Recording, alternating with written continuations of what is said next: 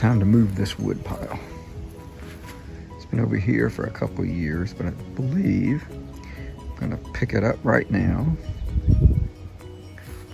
I'm gonna move it over here, closer to the cherry wood pile.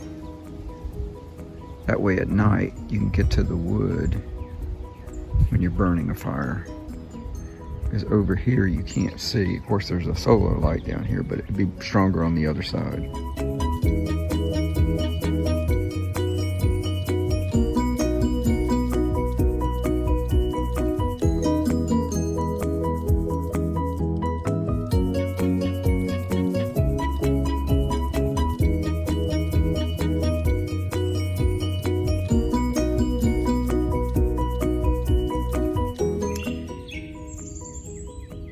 Well, I had to rebuild this today because it fell over.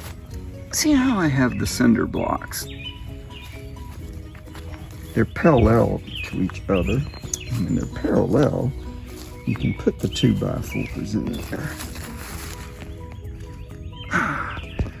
And it doesn't fall over because they're both on the same they're on opposite sides of it rather than being on the same side. So the V then works. So that's my lesson on the V for the kindling wood and the couple of log pieces.